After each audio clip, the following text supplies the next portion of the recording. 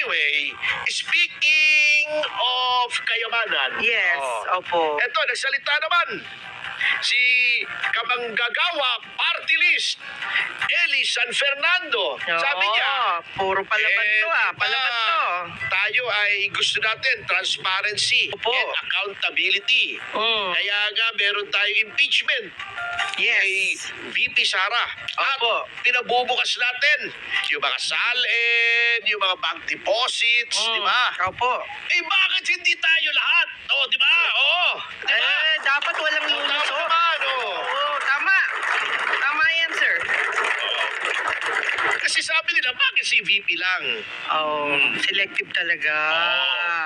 Kasi sabi niya, kaya siya ay bumoto upang ma-impeach si VP Sara Duterte ay dapat transparent ang lahat.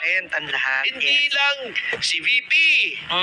Hindi lang kung sino-sino dyan. Dapat lahat sila. Ayan. Kasi bakit nga naman isa lang? Bakit selective? Ay, kayong nag-umpisa, di lahat na kayo. Sasabi nila, mag-waive na tayo ng bank secrecy.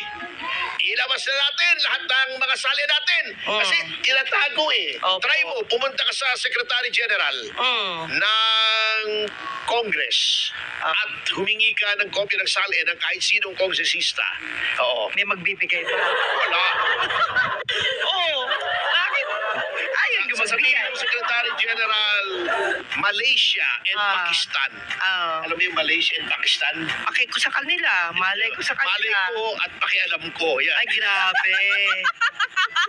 So ito, alam niyo pinanawagan ng noon Opo. ni CJ Corona nung siya ay ini-impeach doon sa trial niya. Hinamon niya ang lahat ng nanoroon ng mga senador at mga public officials. Ito, may waiver ako rito. Ito, pipirmahan ko. Yan, pirmado na. Lahat tayo, pumirma. Didistribute niya. Pinirmahan ba? Walang pumirma. Daya niyo naman. Siya lang ang Ay, di malabo. malabo. Ang tawag ko na ay EMU. Kamoting may May ulalo. Ayan. Grabe kayo, ha?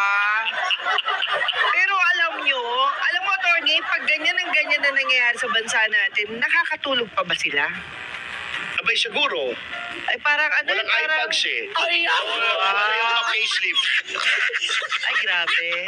Maawa naman po kayo, guys. Ang laki na ng utang natin, ha? Grabe na. Hindi na maganda to. Di ba, ito nga pinag-uusapan natin bago matapos, bago mag-umpisa yung programa. Opo, nakakatakot na. Dumagdag ng 500 billion. Opo. Pagkatapos ibibida mo yung 800 million. 800 Opo. million na naibalik. Medyo questionable pa yung Opo. basis. Ang dumagdag, 500 billion agad. Ayan. Dahil nga gagawa ng rocket ship.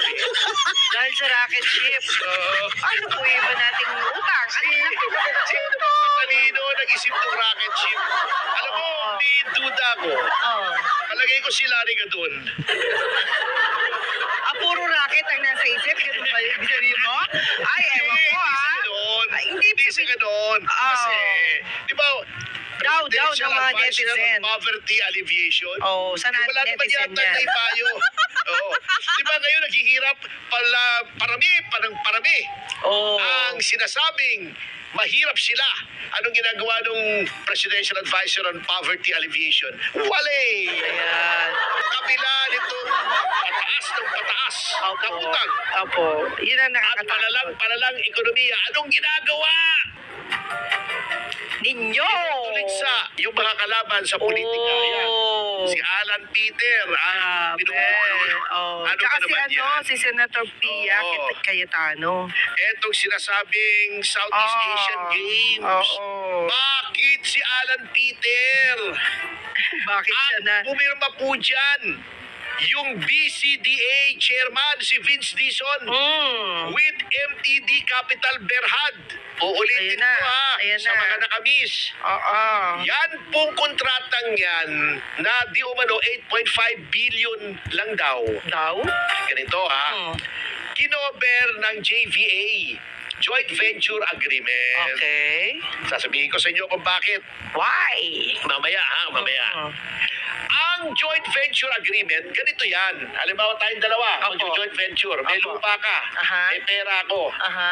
Jubes, ilipat natin sa pangalan ng joint venture agreement yung lupa mo. Tatayuan ko ng building, Aha. paupahan natin o ibenta natin as condominium, Opo. hati tayo sa tubo. Or, halimbawa, ang worth ng property mo ay 50 million.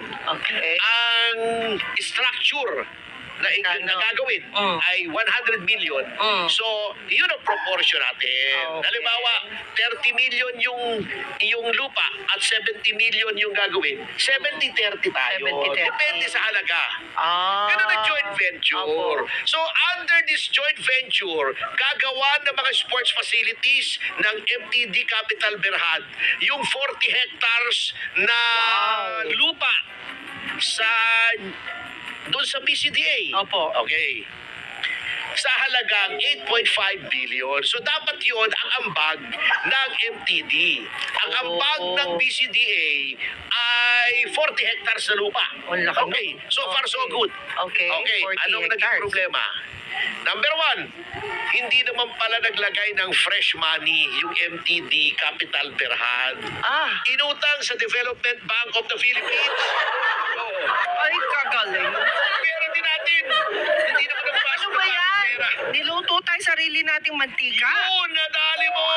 Grabe naman. Hindi ko naisip Oh. yun. O, number two, Oh.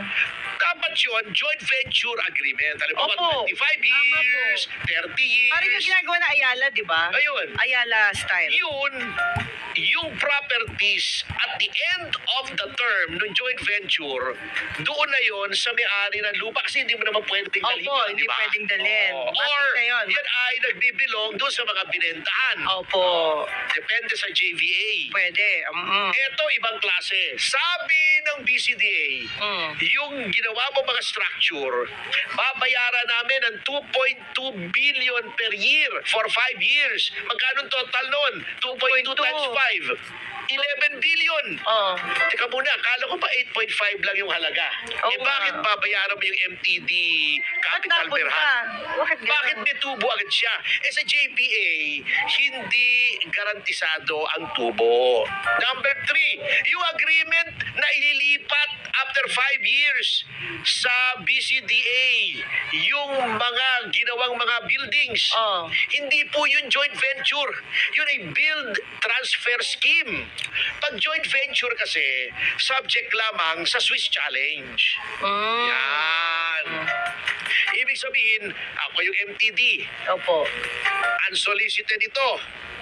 Oh, meron akong ganitong offer, 8.5 billion, gagawa ng structure. Mhm. May may isa o dalawa o kung ilan na mga taong interesado rin sasabihin, uy, Partnership yan.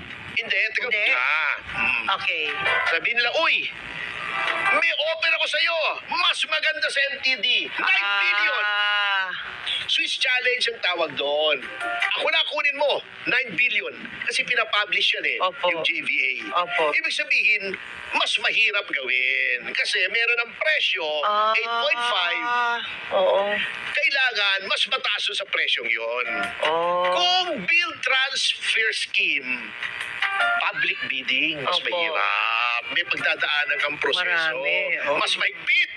Hindi lulusot yung racket nila na 8.5 babayaran ng 11 billion. Na hindi billion. naman JVA yun. Oh. Di ba? Merong nakapansin si Attorney Philip Horado Ah, na noon ang hepe ng Office of the Government Corporate Council. Sabi niya, oops, teka muna. Hindi pwede yan. Dapat may public bidding yan. Galing. Oo. Kaso mo, inintriga. Natanggal. Ganun Siya pa talaga. natanggal noong sinita niya. Sa pagsasabi Hindi ng totoo. nagtuloy. Kaya kami, dinimanda namin si Vince Dizon noong 2019. Tayo, Opo, Citizens Crime Watch. Citizens Crime Watch.